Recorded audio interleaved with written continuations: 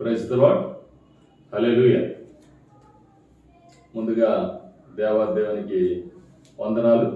కూడి ఉన్న మీ అందరికి కూడా యేసు నామములో శుభములు వందనాలు తెలియజేసుకుంటున్నాను. ముఖ్యంగా ప్రతి నెలలాగా ఈ అక్టోబర్ మంత్లో కూడా మన ఇంట్లో సెకండ్ సండే ప్రార్థన జరగాలి.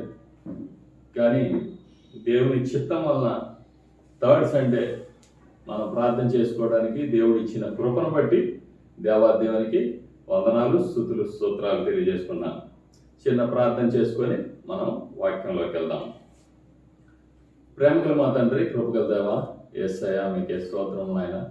తండ్రి యేసయ్య, మా గృహంలో మేము కొద్దిమందిగా కూడి ప్రార్థన చేయడానికి మీరు ఇచ్చిన కృపను బట్టి మీకే వందనాలు, స్తుతులు, స్తోత్రాలు. ప్రతి నెల క్రమం తప్పకుండా మా దైవజనులు ఆనంద్ కుమార్ గారు మా గృహంలో జరిపించిన రీతిగా మేము అది ప్రతి నెల మేము ఫాలో అవుతూ మా గృహంలో ఒక దినము ప్రార్థన చేసుకునే అవకాశాన్ని మీరు ఇచ్చినందుకు నీకు వందనాలు, స్తుతులు, స్తోత్రాలు. ఈరోజు పాటల్లో, ప్రార్థనలో మీరుండి నడిపించారు, అందరు బట్టి వందనాలు. అలాగే వాక్యంలో కూడా మీరుండి వాక్యాన్ని కూడా నా నోటి ద్వారా మీ మాటలు పలికించి నాకు మాకు కావలసిన ఆత్మీయ ఆహారాన్ని మీరే మాకు దయచేయమని ప్రార్థిస్తున్నాం తండ్రి. తండ్రి, ముఖ్యంగా ఈరోజు ఉదయకాలంలో అన్నమని డానియల్ ఆంటీ గారి ఇంటికి వెళ్ళేటప్పుడు ప్రభు గారు ఆవిడ గురించి ప్రార్థించమని చెప్పినప్పుడు మర్చిపోయి వచ్చేసాం తండ్రి. ఆ బిడ్డ విషయంలో కూడా నీ పాద సన్నిధికి వస్తున్నాం. చక్కని నీ యందు భయభక్తులు కలిగి, విశ్వాసం కలిగి ఆ బిడ్డ చేస్తున్న పరిచర్య, ఆ బిడ్డ చేస్తున్న సేవ ఎంతో గొప్పది తండ్రి.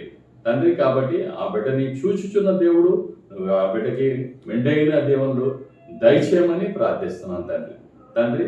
కొంచెం టైఫాయిడ్తో ఉన్నారు, ఆ టైఫాయిడ్ నుంచి విడుదల దయచేసి మళ్ళీ ఫీవర్ వచ్చింది అని ఉన్నారు. కాబట్టి ఆ బిడ్డకి మీరు ఇప్పుడే ముట్టి స్వస్థపరచమని ప్రార్థిస్తున్నాను.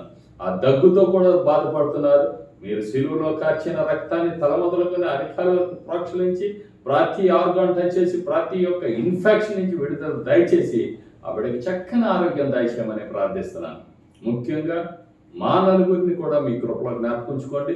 మీ చిత్తము, మీ ప్రణాళిక ప్రకారం మాత్రమే మమ్మల్ని నడిపించమని ప్రార్థిస్తున్నాను తండ్రి యేసయ్య, మా తప్పిదాలు ఏమైనా ఉంటే దయతో వాటిని క్షమించండి. మీరే మాకు సాగినంత దేవుడిగా ఉండి సాయం చేయమని ఈ చిన్న ప్రార్థన నజరేయుడైన యేసు శక్తిగల నామంలో అతి మిక్కిలి వినంగా స్తుతిస్తూ ప్రార్థిస్తూ వేడుకుంటూ పొందుకున్నాం పరమ తండ్రి, ఆమేన్.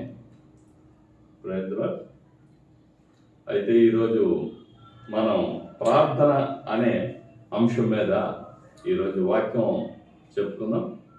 ముఖ్యంగా ప్రార్థన అనేది క్రిస్టియన్ లైఫ్లో చాలా ప్రాముఖ్యమైనది. ఒక భక్తుడు అంటాడు, ప్రార్థన అంటే మనిషికి వెన్నెముక ఎలాంటిదో అలాగే క్రైస్తవ జీవితానికి ప్రార్థన కూడా అటువంటిది అని ఒక భక్తుడు అంటాడు. అంటే ప్రతి ఒక్కరు కూడా క్రైస్తవుడు అంటే ప్రార్థన చేయాలి, అలాగే బైబిల్ వాక్యం చదవాలి. అటువంటి కృప దేవుడు మనకు అనుగ్రహిస్తాడు. అది మనం సద్వినియోగం చేసుకొని మనం దేవునితో నడిచేటప్పుడు దేవుని బ్లెస్సింగ్స్ మనం ఎప్పుడు కూడా పొందుకుంటాం. అయితే ఇక్కడ బైబిల్ గ్రంథంలో ఆదికాండం నుంచి ప్రకటన గ్రంథం వరకు చూసినట్లయితే 221 ప్రార్థనలు ఉన్నాయి. అంటే ఆ 221లో చాలా ప్రాముఖ్యమైన ప్రార్థనలు కూడా ఉంటాయి. అందులోని కన్నీటి ప్రార్థన, ఉపవాస ప్రార్థన, వ్యక్తిగత ప్రార్థన, విజ్ఞాపన ప్రార్థన, అలాగే ఏకాంత ప్రార్థన, అలాగే సంఘముగా కూడి ప్రార్థన, కుటుంబ ప్రార్థన, అలాగే ఎన్నో స్తోత్ర ప్రార్థన, అలాగే థ్యాంక్స్ గివింగ్ ప్రేయర్, ఇలాగ కొన్ని ఇంపార్టెంట్ అయిన ప్రార్థనలు ఉంటాయి. అంటే సందర్భాన్ని బట్టి మనము ఆ ప్రార్థనలోకి వెళ్ళాలి. ఇప్పుడు తెల్లవారుజామున చేసేది స్తోత్ర ప్రార్థన. స్తోత్ర ప్రార్థన చాలా పవర్ఫుల్. ఎందుకంటే తెల్లవారి 4 నుంచి 6 గంటల వరకు, అంటే రేయి 4వ జాము అంటారు. రేయి 4వ జాము అంటే తెల్లవారుజామున 3 నుంచి 6 గంటల వరకు ఉండే సమయాన్ని రేయి 4వ జాము అంటారు. ఆ రేయి 4వ జాములో లేచి ఎవరైతే ప్రార్థన చేస్తారో ఆ ప్రార్థనలో దేవుడు అంగీకరిస్తాడు, ఆమేనంటాడు. ఎందుకంటే ఆ సమయంలో సంహార దూత తిరుగుతుంటది. ఎవరిని మింగుదానా అనుకునే సంహార దూత తిరుగుతుంటది. అదే సమయంలో దేవదూతలు కూడా తిరుగుతుంటారు. కాబట్టి మనం ప్రార్థన ఆలకించేటప్పుడు, మనం విశ్వాసంతో ప్రార్థించేటప్పుడు దేవదూతలు మన ప్రార్థన ఆలకిస్తారు. మనకి ఆ సంహార దూత బారిన పడకుండా మనల్ని కాపాడుతారు అన్నమాట. ముఖ్యంగా ఇంకో విషయం చెప్పాలంటే, ఈ హార్ట్ అటాక్లు వచ్చేవారు కూడా మెయిన్ ఈ 4 నుంచి 6 గంటల లోపలనే చాలా మందికి హార్ట్ అటాక్లు వస్తాయి. ఎందుకంటే మన బాడీలోని ఆ సమయంలోనే గుండె కొట్టుకోవడం తగ్గుతుందన్నమాట. ఆ గుండె అందరికీ కొంచెం నెమ్మదిగా కొట్టుకునే సమయం 4 నుంచి 6. ఆ సమయంలోనే చాలా మందికి హార్ట్ అటాక్లు వచ్చే అవకాశం ఉంటుంది. కాబట్టి మనం ఆ సమయంలో దేవుని సన్నిధిలో ప్రార్థించేటప్పుడు దేవుని ప్రొటెక్షను, దేవుని బ్లెస్సింగ్స్ మనతో ఎప్పుడు ఉండి దేవుడు మనల్ని కాచి కాపాడుతుంటాడు అనమాట. అలాగే కొందరు ఉపవాస ప్రార్థన చేస్తుంటారు. ఉపవాస ప్రార్థన చేసేటప్పుడు వాళ్ళు ఏం చేస్తారంటే, మొక్క నీరసంగా పెట్టుకొని, అయ్యో నేను ఇవాళ ఫాస్టింగ్ అండి, నేను ఇవాళ ఆహారం ఏం తీసుకోలేదు, అందుకు నీరసంగా ఉన్నానండి అంటారు. అలాంటి వేషధార ప్రార్థనలు ఎప్పుడు మనం చేయకూడదు. దేవుడు నీకు తినాలనుకుంటే శుభ్రం కడుపారా తిను, మనసారా ప్రార్థన చేయి. అది దేవుడు అంగీకరించే ప్రార్థన. దేవుడు ఎప్పుడు కూడా మనల్ని కడుపు కాల్చుకోమని ఎప్పుడు దేవుడు మనకు చెప్పలేదు.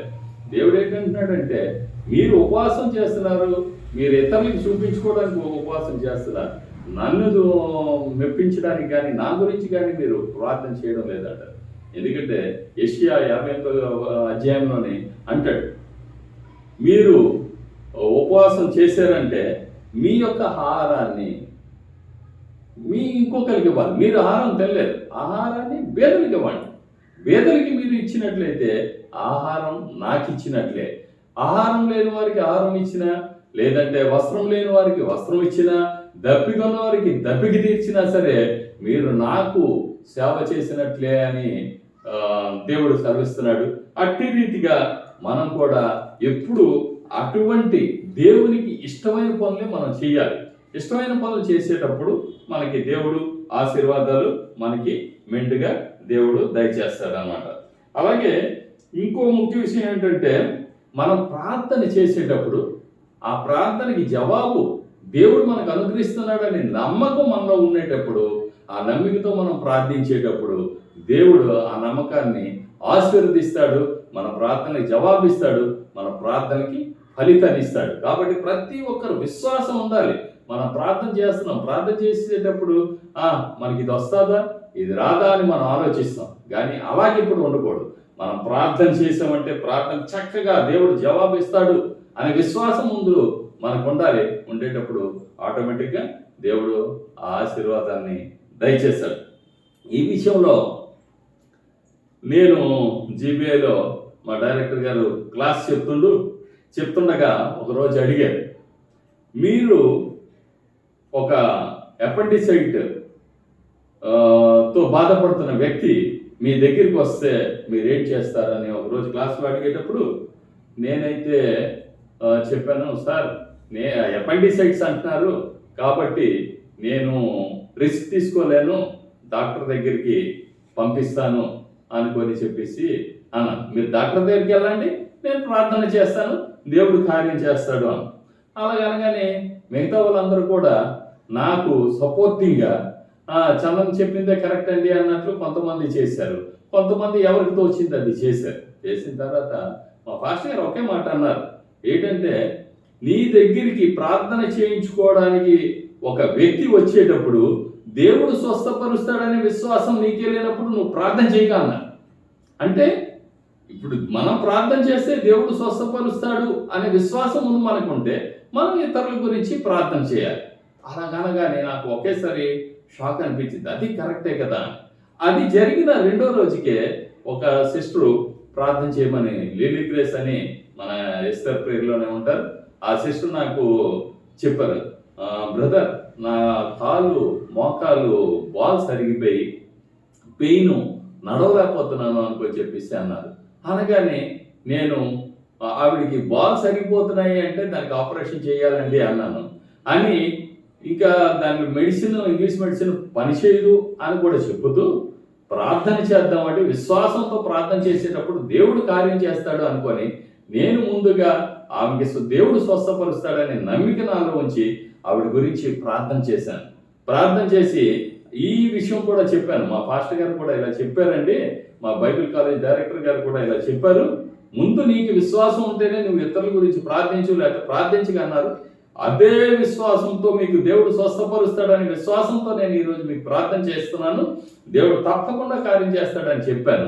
చెప్పి 2 రోజులకి ఎస్తేరు ప్రేయర్కి ఆ బిడ్డ నడుచుకొని అలాగే వచ్చేసింది. అంటే దేవుని కార్యాలు అంత గొప్పగా ఉంటాయి. అలాగే రీసెంట్గా మన అమ్మాజమ్మ గారు ఎస్తేరు ప్రేయర్లోని ప్లేట్లెట్స్ డౌన్ అయిపోయి 8,000కి వెళ్ళిపోయి 8,000కి ప్లేట్లెట్స్ పడిపోయి హాస్పిటల్లోకి వెళ్ళిపోతే డాక్టర్లు అన్నారు ఆవిడ బతకడం కష్టం అన్నారు. అయితే కుమార్ గారు, నేను, ప్రభు గారు హాస్పిటల్కి వెళ్ళి ప్రార్థన చేసాం. ఈ తల్లికి స్వస్థపరచుదేవా, ఎందుకంటే ఎక్కడ ప్రార్థన అన్నా ప్రార్థనకి వెళ్తుంది, చర్చికి క్రమం తప్పకుండా వెళ్తుంది అనుకొని చెప్పి కన్నీటితో ప్రార్థన చేసేటప్పుడు కన్నీటి ప్రార్థన దేవుడు ఆలకించాడు. ఆ విశ్వాసం ఆ బిడ్డలో కూడా కలిగించాడు. దేవుడే నాకు స్వస్థపరుస్తాడు అని ఆ బిడ్డ ఆ రోజు కూడా అన్నది. ఈ రోజు సండే మొదటి సర్వీస్కి ఆవిడ నడుచుకొని చర్చికి వచ్చింది. దేవునికే మహిమ కలుగును గాక. ఆమె ఎంత సంతోషం అయిందంటే, అరే ప్రాణం పోయే స్థితిలో ఉంది, కనీసం ఒక వారం రోజులు కూడా అవ్వలేదు, అంత దీంట్లో హాస్పిటల్ నుంచి వచ్చి 2-3 రోజులే అయింది. అయినా ఆవిడ ఆసక్తి అంటే దేవుని సన్నిధిలో నేను ఉండాలి అనే ఆసక్తితో దేవుడే ఆవిడికి ఈరోజు చర్చికి వచ్చేటట్లుగా దేవుడు నడిపించాడు. అందుకు బట్టి దేవాదేవునికి వందనాలు, స్తుతులు, స్తోత్రాలు తెలియజేస్తున్నాను. ముఖ్యంగా మనకేంటంటే బైబిల్లో దేవుడు అంటున్నాడు మీరు భయపడకము అనే వాక్యాన్ని మీకు 365 సార్లు బైబిల్ వాక్యంలో చెప్తున్నాడు. 365 రోజులు అంటే ప్రతిరోజు కూడా దేవుడు మనకేం చేస్తున్నాడు, భయపడొద్దు అనుకొని మనకి ధైర్యాన్ని ఇస్తున్నాడు. అటువంటి కృప దేవుడు మనకి దయచేస్తున్నాడు. అలాగే మనకి దేవుడు ప్రతి నిమిషంలో కూడా మనకి ఎన్నో ఆజ్ఞలు ఇస్తున్నాడు. ఆదికాండం నుంచి ప్రకటన గ్రంథం వరకు తీసుకున్నట్లయితే మనకి మొత్తం 6,468 ఆజ్ఞలు దేవుడు మనకి ఇచ్చాడు. 6,468 ఆజ్ఞల్లోని 1,050 కొత్త నిబంధనలకి సంబంధించిన ఆజ్ఞలు, అలాగే 5,418 పాత నిబంధనకి సంబంధించిన ఆజ్ఞలు. ఇన్ని ఆజ్ఞలు దేవుడు మనకి ఇచ్చాడు. ఆజ్ఞలు మనం ఫాలో అవుతూ దేవుని సన్నిధిలో మనం వెళ్ళేటప్పుడు దేవుడు మనకి ఎల్లప్పుడూ కాచి కాపాడుతుంటాడు అన్నాడు. అలాగే ప్రార్థన విషయానికి వస్తే మీరు రోజుకి ఎంతసేపు ప్రార్థన చేస్తున్నారు అనేది ఆలోచించాలి. ప్రతి ఒక్కరు కూడా మీరు దశంభాగం ఇస్తున్నారా? దశంభాగం అంటే ఓన్లీ డబ్బులే కాదు, ప్రార్థనలో కూడా దశంభాగం. రోజుకి 24 గంటలు ఉంటే 24 గంటల్లో 2.5 గంటలు దశంభాగం. అంటే ఇప్పుడు పాత నిబంధన ప్రకారం దశంభాగం అంటే 10% ఇస్తారు. అదే కొత్త నిబంధన ప్రకారం అయితే నువ్వు సమృద్ధిగా ఎదుగుతున్న కొలది దేవునికి నువ్వు దశంభాగం ఇవ్వాలి. అంటే ఇప్పుడు సపోజ్ 2.5 గంటలు కాదు, 3 గంటల పైన ఇస్తేనే దేవునికి నువ్వు దశంభాగం ఇచ్చినట్లు అన్నమాట. అలాగా మనం ప్రార్థన జీవితం కలిగి ఉండాలి. అలాగే అంతేకాకుండా ప్రార్థన జీవితం అంటే మనమే దేవుడికి ఎంతసేపు దేవా నాకు ఇది ఇచ్చి అది ఇచ్చి అని మనం అడగకూడదు. లోతైన ప్రార్థన నీ జీవితంలో ఉందా అనేది మనం చెక్ చేసుకోవాలి. లోతైన ప్రార్థన అంటే ఎంతసేపు? 2 గంటల, 3 గంటల, 10 గంటల, 20 గంటల? చెప్పండి, ఏది లోతైన ప్రార్థన? అంటే మీరు 20 గంటలు చేసినా అది లోతైన ప్రార్థన కాదు. అదేంటిది, మేము 20 గంటలు చేస్తే లోతైన ప్రార్థన కాదని అంటారని మీరు అనుకోవచ్చు, కానీ అది కాదు. లోతైన ప్రార్థన అంటే దేవుడితోని మనం మాట్లాడడానికే మనం ప్రార్థన చేస్తున్నాం. అలాగా మనం మాట్లాడే సమయం దేవుడితోని తక్కువ ఉండి దేవుడు మనతో మాట్లాడే సమయం ఎక్కువ ఉన్నప్పుడే అది లోతైన ప్రార్థన కింద వస్తుంది. ప్రతి ఒక్కరు కూడా మనం ప్రార్థన చేస్తాం, కానీ దేవుడు జవాబిస్తున్నాడా లేదా అనేది మనం చూసుకోవాలన్నమాట. కాబట్టి అది మనం చూసుకోవాలి. దేవుడు మనకి చక్కగా జవాబు ఇచ్చే వరకు మనం వేచి ఉండాలి. దేవుడు మాట కోసం కనిపెట్టుకుని ఉండాలి. అప్పుడే అది లోతైన ప్రార్థన కిందకు వస్తుంది. అలాగే బైబిల్ చదివే విషయంలో కూడా వచ్చినట్లయితే నీ ఆత్మీయ జీవితం ఎంత?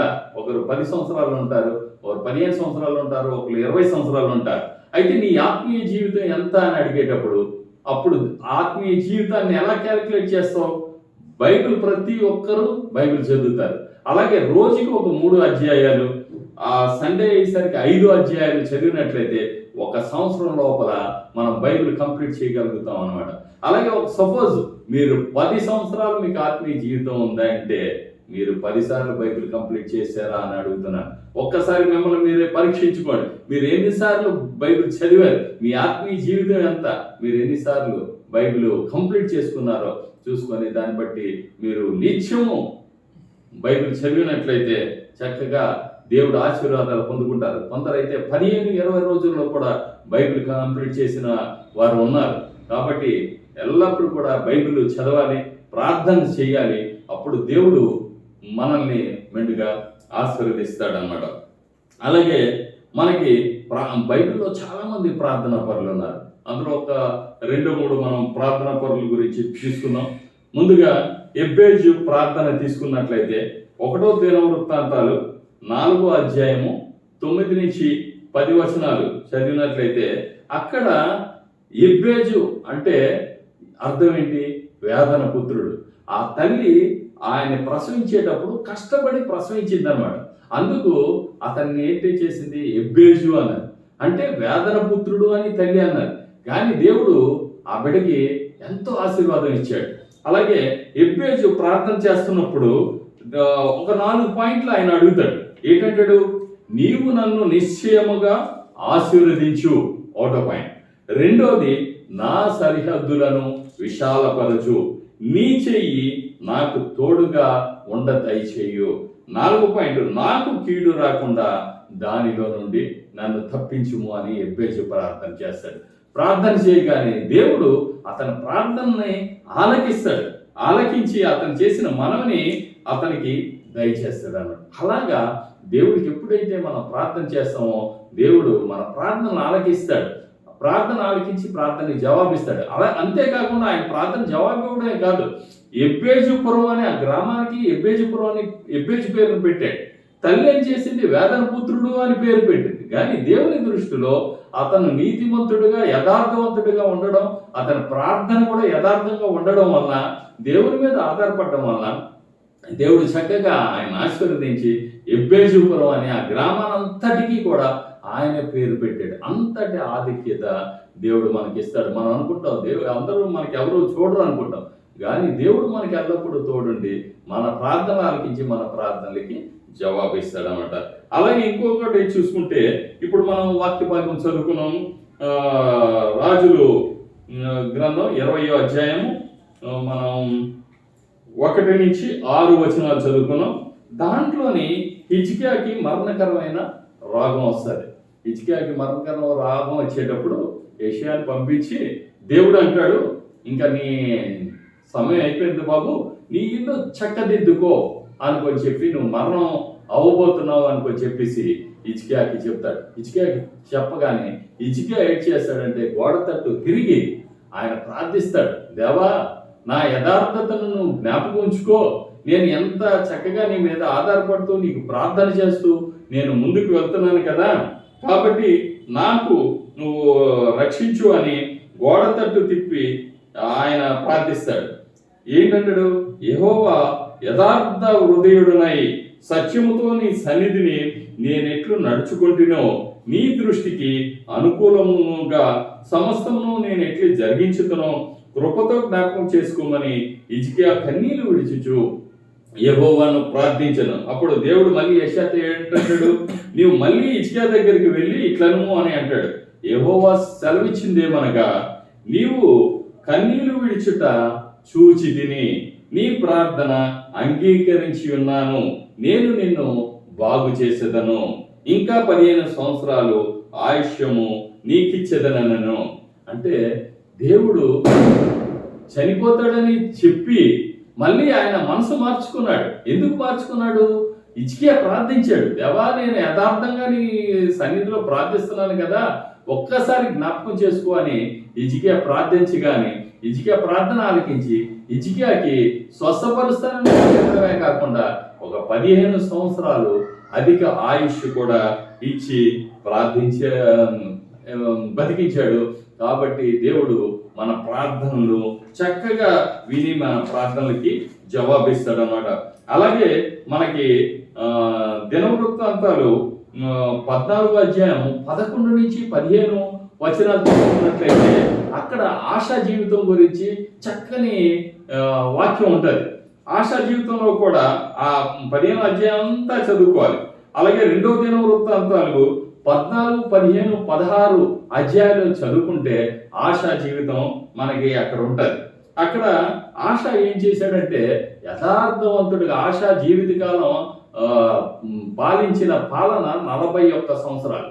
ఆ 41 సంవత్సరాల్లో 35 సంవత్సరాలు ఎంతో దేవుడి మీద ఆధారపడుతూ ఎంతో చక్కని మంచి పనులు చేసుకొని వెళ్ళాడు. ఆయన తలపెట్టి ఆ తల్లి విగ్రహారాధికురాలు, మంచి ఎత్తైన విగ్రహం కడతాది. ఇంట్లోనే మంచి విగ్రహాన్ని కట్టి ఊర్లో కూడా అన్ని విగ్రహాలు ఏర్పాటు చేస్తే ఆయన ఏం చేశాడు? ఆ విగ్రహాలన్నింటినీ పడదోసి ఈవెన్ తల్లి ఇంట్లో కట్టిన విగ్రహాన్ని కూడా పడదోసి తల్లికి పట్టపురాణి తాలూకా వాల్యూ కూడా ఇవ్వకుండా ఆయన ఆవిడ్ని దూరంగా నెట్టేశాడు. ఎందుకు చేశాడు? ఆవిడ విగ్రహారాధనని సమూలముగా నిర్మూలన చేసిన ఏకైక వ్యక్తి ఎవరు అంటే ఆశ అని మనం తెలియజెప్పుకోవచ్చు. అలాగే ఆయన ఏం చేశాడంటే ధర్మశాస్త్రం ప్రకారం ప్రతిదీ జరగాలి అని అందరికీ రాజు కదా, ఆయన ఏం చేశాడు? ఆయన ప్రజలందరికీ చెప్పాడు, ధర్మశాస్త్రం ప్రకారం మీరు నడుచుకోండి. ఆ ఆజ్ఞ ఎవరైనా మీరినట్లయితే వారి మీద యాక్షన్ తీసుకునేవాడు. కాబట్టి ప్రతి ఒక్కరూ ధర్మశాస్త్రాన్ని అనుకూలంగా నడుచుకునేవారు. అలాగే ఆయన ఏంటంటే అతని సమయంలో 35 సంవత్సరాలు రాజ్యపాలన చేసినప్పుడు దేశమంతా నెమ్మది ఉండి ఆయనకి యుద్ధాలు కూడా లేవు ఆ సమయంలో. కాబట్టి ఆశా జీవితము ఎంత చక్కనిది అంటే అంత చక్కగా ఆశా జీవితాన్ని ప్రారంభించాడు. అయితే ఇక్కడ మనం తెలుసుకోవాల్సింది ఏంటంటే నీ యొక్క ప్రార్థన జీవితం లేదంటే నీ యొక్క ఆత్మీయ జీవితం ఆరంభం ఎలాగుంటుందో అంచెం కూడా అంత గొప్పగా ఉండాలి. కానీ ఆశా జీవితంలో ఆ 35 సంవత్సరాలు దేవునికి సమర్పించుకొని దేవునికి చక్కగా సేవ చేస్తూ దేవుని కోసం పనిచేశాడు. కానీ లాస్ట్ 6 సంవత్సరాలు ఆశ ఆయన యుద్ధాలు ఆయన మీదకి వచ్చేటప్పుడు, ఇజ్రాయేలీలు యుద్ధంకి వచ్చేటప్పుడు అక్కడ ఆయన ఇంకొక రాజు మీద ఆధారపడి ఆయనకి బహుమానాలు ఇచ్చాడు, ఆయనకి సాయం చేయమని అడిగాడు. అందుకని దేవుడి మీద ఆధారపడలేదు. దేవుడి మీద ఆధారపడకుండా ఆయన ఉండడం వలన లాస్ట్ ఆయన అంచెం కూడా చాలా ఘోరంగా అయిపోయి ఆయన ప్రభునందు నిద్రించాడు. ఆయన ఆశ సమాధి చేయబడ్డాడు. ఆశ తర్వాత యెహోషాపాతు రాజుగా ఏర్పాటు చేయబడ్డాడు. అంటే దీన్ని బట్టి మనం తెలుసుకోవాల్సింది ఏంటంటే మనం బాప్తీసం తీసుకునేటప్పుడు మనం చక్కగా దేవుడు సేవ చేయాలి, దేవుడు పని చేయాలి అనే ఉద్దేశంతో మనం ఉంటాం. అప్పుడు ఉన్న ఎనర్జీ మనకి తర్వాత కూడా ఉందా లేదా అనేది పరీక్షించుకోవాలి.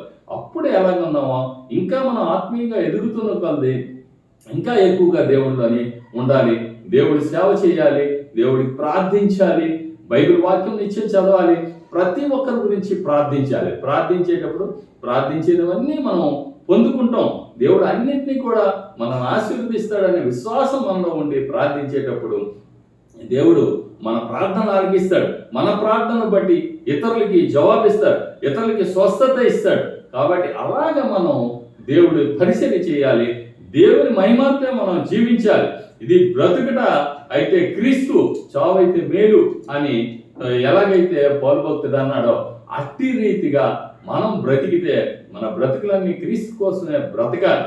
సజీవులు మనం క్రీస్తులో ఉండేటప్పుడు ఎన్నో మనకి శ్రమలు వస్తాయి. ఆ ఆ శ్రమలన్నింటినీ కూడా మనం ఎదిరించి ముందుకు వెళ్ళేటప్పుడు దేవుడు శ్రమలలో నుంచి మనల్ని రక్షించి మనల్ని కాచి కాపాడతాడు. అటువంటి కృప మనందరికీ దేవుడు దయచేయనుగాక. ఆమేన్.